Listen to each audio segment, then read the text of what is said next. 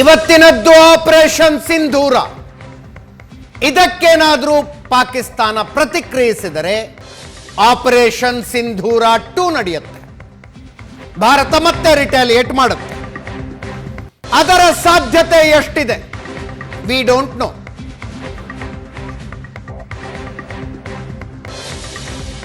ಪಾಕಿಸ್ತಾನದ ಹತ್ರ ಭಾರತದ ಮೇಲೆ ದಾಳಿ ಮಾಡಬಲ್ಲಂಥ ಆಯುಧಗಳು ಇಲ್ಲವಾ? ಇದಾವೆ. ಆದರೆ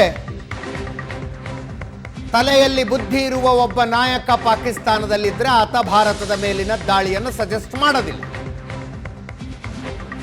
ಇದು ಕೇವಲ ಆಯುಧಗಳಿಗೆ ಸಂಬಂಧಿಸಿದ ವಿಷಯ ಅಲ್ಲ. ಆ ದೇಶದಲ್ಲಿ ಹಣದುಬ್ಬರ ಆಕಾಶಕ್ಕೆ ಮುಟ್ಟಿದೆ. ಸಾಲ ತೀರ್ಸೋದಕ್ಕಲ್ಲ, ಬಡ್ಡಿ ಕಟ್ಟೋದಕ್ಕೆ ಸಾಲ ಮಾಡ್ತಾ ಇದೆ ಆ ದೇಶ.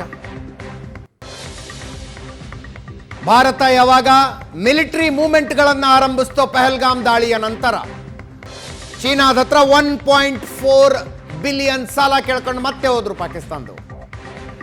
ಭಾರತ ದಾಳಿ ನಡೆಸುತ್ತೆ, ಎದುರಿಸೋದಕ್ಕೆ ದುಡ್ಡು ಕೊಡಿ ಅಂತ.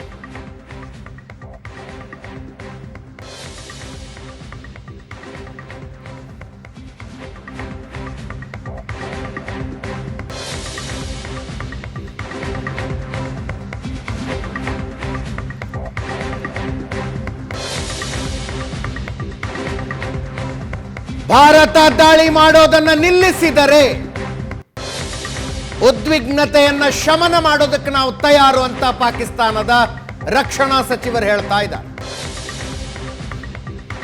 ಇದು ಮೆತ್ತಗಾಗಿರುವುದರ ಸಂಕೇತ. ಹಂಗಂತ ಭಾರತ ಮೈ ಮರಿಬಾರದು.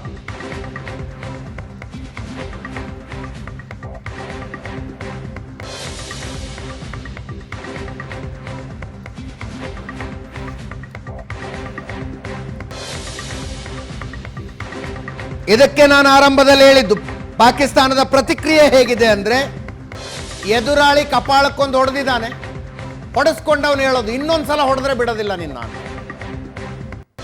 ಹಾಗಿದೆ ಈ ಪ್ರತಿಕ್ರಿಯೆ.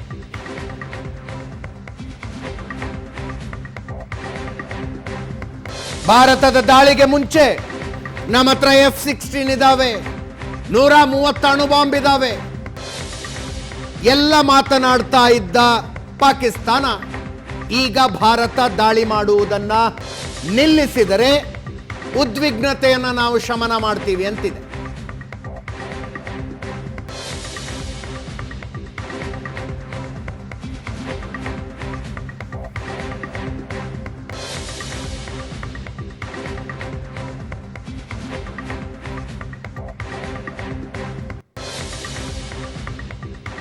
ವಿಂಗ್ ಕಮಾಂಡರ್ ರಾಜೀವ್ ಅವರಿದ್ದಾರೆ. Rajeev sir, it is not about what weapons you have. ಪಾಕಿಸ್ತಾನದ ಹತ್ರ ಹೌದು ಭಾರತದ ಮೇಲೆ ದಾಳಿ ಮಾಡಬಲ್ಲಂಥ ಆಯುಧಗಳಿದ್ದಾವೆ, ಬಟ್ ದಾಳಿ ಮಾಡುವ ಕಂಡೀಷನ್ನಲ್ಲಿ ಆ ದೇಶ ಇದೆಯಾ?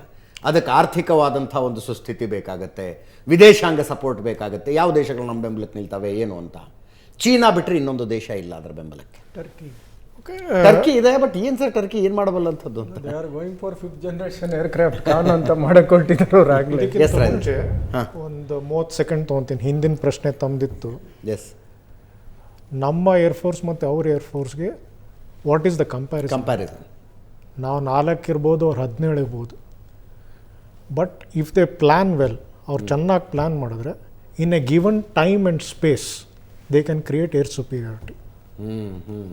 ಈಗ ನಾನು ನಿಮಗಿಂತ ತಾಕತ್ವರ್ ಇರ್ಬೋದು, ನಾವಿಬ್ಬರೇ ಮೈದಾನದಲ್ಲಿ ಕೂತ್ರೆ ನಾನು ನಿಮ್ಮನ್ನು ಹೊಡಿತೀನಿ. ಕರೆಕ್ಟ್. ಟೈಮ್ ನೋಡ್ಕೊಂಡು ನಾನು ಮುರಳಿ ಸರ್ ನಿಮ್ಮ ಮೇಲೆ ಬಿದ್ದರೆ ನೀವೇನು ಮಾಡ್ತೀರಿ ಅಲ್ವಾ? ಹೌದು. So in a given space and ಟೈಮ್ನಲ್ಲಿ ಈ can create air superiority. Okay. So there are chances, ಅವನ ಹತ್ರ ಚಾನ್ಸ್ ಇದೆ. ಚೆನ್ನಾಗಿ ಪ್ಲ್ಯಾನ್ ಮಾಡಿದಲ್ಲಿ ಹಿ ಕ್ಯಾನ್ ಎಕ್ಸ್ಪ್ಲಾಯ್ಟ್. ಆ ಎಕ್ಸ್ಪ್ಲಾಯ್ಟ್ ಮಾಡಿ ಯಾವುದೋ ಒಂದು ಗಳಿಗೆಯಲ್ಲಿ ನಮ್ಗೆ ಹೊಡೆದ ಅಂದರೆ ಆ ಹೊಡೆದಿದ್ದ ತೀವ್ರತೆ ಹೇಗಿರುತ್ತೆ, ಯಾವ ಜಾಗಕ್ಕೆ ಹೊಡಿತಾನೆ, ಮತ್ತೆ ನಾನು ಅದಕ್ಕೆ ಹೋಗ್ತೇನೆ, ಯಾವ ಜಾಗದಲ್ಲಿ ಹೊಡಿತಾನೆ, ಯಾರಿಗೆ ಹೊಡಿತಾನೆ, ಎಷ್ಟು ಅದರಿಂದ ನಮ್ಮ ಕ್ಯಾಶುಯಾಲಿಟಿ ಆಗುತ್ತೆ, that will determine the future of this episode. Yes yes, that is point number 1. ಅದರ ಜೊತೆಗೆ ಭಾರತದ ಮೇಲೆ ದಾಳಿ ಮಾಡೋದಾದ್ರೆ, ಈಗ ಭಾರತ ಸ್ಪೆಸಿಫಿಕಲಿ ಹೇಳ್ತಾ ಇದೆಯಪ್ಪ, ನಿಮ್ಮ ಮಿಲಿಟರಿ ಎಸ್ಟಾಬ್ಲಿಷ್ಮೆಂಟನ್ನು ನಾವು ಟಾರ್ಗೆಟ್ ಮಾಡ್ಕೊಂಡಿಲ್ಲ, ನಿಮ್ಮ ಜನಸಾಮಾನ್ಯರನ್ನು ಟಾರ್ಗೆಟ್ ಮಾಡ್ಕೊಂಡಿಲ್ಲ. ನಾವು ಟಾರ್ಗೆಟ್ ಮಾಡ್ಕೊಂಡಿದ್ದು ಎಲ್ಲಿ ನೀವು ಭಯೋತ್ಪಾದಕರನ್ನ ಟ್ರೈನ್ ಅಪ್ ಮಾಡ್ತಿದ್ರು ಆ ಕೇಂದ್ರಗಳನ್ನು ಅಂತ. ಭಾರತದ ಮೇಲೆ ಏನು ದಾಳಿ ಮಾಡ್ತಾರೆ? ಹೇಳ್ತೀನಿ, ಭಾರತದಲ್ಲಿ ಟೆರರಿಸ್ಟ್ ಕ್ಯಾಂಪ್ ಇಲ್ಲ. ಇಲ್ಲ. ಸೊ ಅವನಿಗೆ ಸಿಗೋದು ಬರೀ ಮಿಲಿಟ್ರಿ ಕ್ಯಾಂಪ್ಸ್ ಅಥವಾ ಮಿಲಿಟ್ರಿ ಇಂಡಸ್ಟ್ರಿಯಲ್ ಎಸ್ಟೇಟ್ಸ್. ಹೌದು. ಈ ಎರಡು ಮೇಲೆ ದಾಳಿ ಮಾಡೋದು. ಅದು ಮಾಡಿದ್ರೆ ಇಟ್ಸ್ ಎ ಕ್ಲಿಯರ್ ಎಸ್ಕಲೇಷನ್. ಹೌದು. ಅವಾಗ ನಾವು ನೆಕ್ಸ್ಟ್ ಸ್ಟೇಜ್ಗೆ ಹೋಗ್ತೀವಿ. ಸೊ ಹಾಗಾಗಿ ದ ಎಸ್ಕಲೇಷನ್ ಲ್ಯಾಡರ್ ಕ್ಲಿಯರ್ ಆಗಿದೆ. ಅವನು ಏನೇ ದಾಳಿ ಮಾಡಿದ್ರು ಅವ್ನು ನಮ್ಮ ಮಿಲಿಟ್ರಿ ಟಾರ್ಗೆಟ್ಸ್ ಮೇಲೆ ಮಾಡಬೇಕು, ಇಲ್ಲ ಮಿಲಿಟ್ರಿ ಇಂಡಸ್ಟ್ರಿಯಲ್ ಅಸೆಟ್ಸ್ ಮೇಲೆ ಮಾಡಬೇಕು, ಇಲ್ಲ ಇನ್ಫ್ರಾಸ್ಟ್ರಕ್ಚರ್ ಅಸೆಟ್ಸ್ ಮೇಲೆ ಮಾಡಬೇಕು. ಕರೆಕ್ಟ್. ಮಾಡಿದಲ್ಲಿ ಎಸ್ಕಲೇಷನ್ ಆಗುತ್ತೆ. ಈ ಭಾರತದ ಮಸೀದಿ ಮದರಸಾಗಳಲ್ಲಿ ಏನು ಭಯೋತ್ಪಾದಕರ ಟ್ರೈನಿಂಗ್ ಆಗ್ತಿಲ್ಲ. ಇಲ್ಲ. ಮತ್ತೆ ಸೊ ಅದೇ ನಾನು ಹೇಳ್ತಾರೆ. So he's escalation will be against military targets, correct, infrastructure targets or military industrial complex. ಇದು ಮೂರಲ್ಲಿ. ಈಗ ನಿಮ್ಮ ಪ್ರಶ್ನೆಗೆ ಬರ್ತೀನಿ. ತಮ್ಮ ಪ್ರಶ್ನೆ ಏನಿತ್ತು, ಅವನ ಹತ್ರ ಆರ್ಥಿಕ ಶಕ್ತಿ ಇದೆಯಾ? ಆಯುಧಗಳಿದಾವೆ ಪಾಕಿಸ್ತಾನದ ಹತ್ರ, ಇಲ್ಲ ಅಂತಲ್ಲ, ಬಟ್ ಆರ್ಥಿಕವಾಗಿ ಒಂದು ಸಬಲತೆ ಬೇಕಾಗುತ್ತೆ. ನಿಮ್ಗೊಂದು ಎಕ್ಸಾಂಪಲ್, ಬೇರೆ ಬೇರೆ ದೇಶಗಳ ಬೆಂಬಲ ಬೇಕಾಗುತ್ತೆ. ಒಂದು ಚಿಕ್ಕ ಯುದ್ಧ ಮಾಡಲಿಕ್ಕೆ 1 ವಾರದಿಂದ 15 ದಿನ ಅಥವಾ 1 ತಿಂಗಳು ಮಾಡಲಿಕ್ಕೆ ಅಷ್ಟೇನು ಆರ್ಥಿಕ ಶಕ್ತಿ ಬೇಕಾಗಿಲ್ಲ. ನೀವು ಯಮನ್ನ ನೋಡಿ, ಯಮನ್ನಲ್ಲಿ ಏನಿದೆ? ಏನೂ ಇಲ್ಲ. US ನೇವಲ್ ಫ್ಲೀಟ್ ನಿಲ್ಲಿಸಿದೆ. ಸೊ ಯುದ್ಧ ಮಾಡಲಿಕ್ಕೆ ಒಂದು ಮನೋಭಾವ ಬೇಕು. ಆ ಮನೋಭಾವ ಪಂಜಾಬ್ ಪಾಕಿಸ್ತಾನದಲ್ಲಿ ಇದೆ. ಕರೆಕ್ಟ್. ಆ ಐಡಿಯಾಲಜಿಕಲ್ ಹಾರ್ಡ್ನೆಸ್ ಏನಿದೆ ಅವರಲ್ಲಿ ಇದೆ. ನಾವು ನಮ್ಮ ಮಕ್ಕಳಿಗೆ ಹೇಗೆ ಡಾಕ್ಟ್ರು ಇಂಜಿನಿಯರ್ ಮಾಡಬೇಕು ಅಂತಿದ್ದೀವೋ, ಅಲ್ಲಿ ಅವ್ರಿಗೆ ಚಿಕ್ಕ ವಯಸ್ಸಿಂದ ಎದುರುಗಡೆ ಇರೋ ಒಂದು ಕಾಫಿರ್ನ ನಾವು ಸಾಯಿಸಿದ್ರೆ ನಾವು 72 ಹೂರತ್ ಸಿಗ್ತಾರೆ ಅನ್ನೋ ಒಂದು ಅವ್ನ ತಲೆ ಒಳಗೆ ತುಂಬಿದ್ದಾರೆ. ಅದು ಚಿಕ್ಕ ಗಿಡದಿಂದ ಮರವಾಗಿ ನಿಂತಿದೆ. ಈಗ ಅದು ಬಗ್ಗಲ್ಲ, ಅದನ್ನು ಕಡಿಬೇಕು.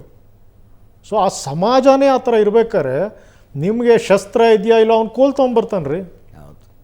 ಜುಲ್ಫಿಕರ್ ಅಲಿ ಭುಟ್ಟೋ ಹೇಳಿದ್ರು, ಹುಲ್ ತಿಂದು ಜೀವನ ಮಾಡ್ತೀವಿ, ಬಟ್ ಭಾರತದ ಮೇಲೆ ಅಣುಬಾಂಬ್ ಹಾಕೇ ಹಾಕ್ತೀವಿ ಅಂತ. ಮತ್ತೆ ಏನು ಅಂದರೆ ತನ್ನದೇ ನಾಗರಿಕ, ಆ ದೇಶದ ಪ್ರಧಾನಮಂತ್ರಿ ಆಗಿದ್ದವ್ರು ಹೇಳಿದ್ದು ಅದನ್ನು, ನಮ್ಮ ನಾಗರಿಕರು ಹುಲ್ ತಿಂದು ಬದುಕಿದ್ರು ಪರವಾಗಿಲ್ಲ.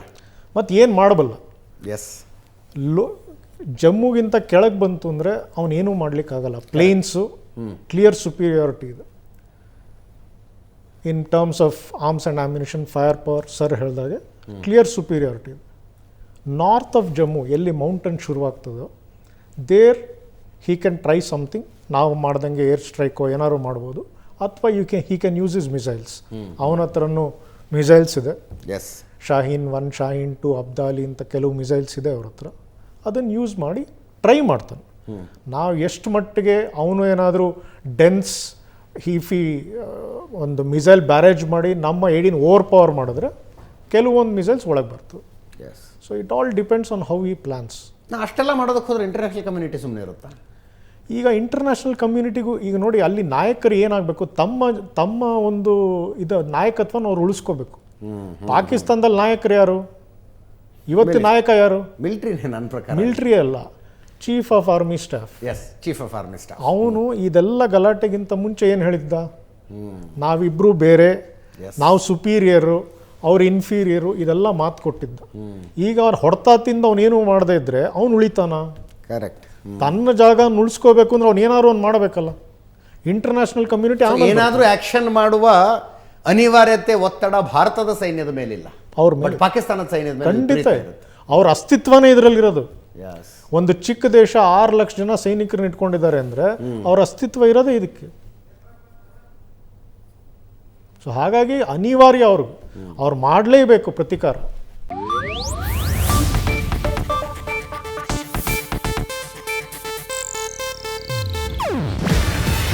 ಇದು ಏಷ್ಯಾನೆಟ್ ನ್ಯೂಸ್ ನೆಟ್ವರ್ಕ್ ಪ್ರಸ್ತುತಿ. ನೀವು ನೋಡ್ತಿದ್ದೀರಾ ಏಷ್ಯಾನೆಟ್ ಸುವರ್ಣ ನ್ಯೂಸ್.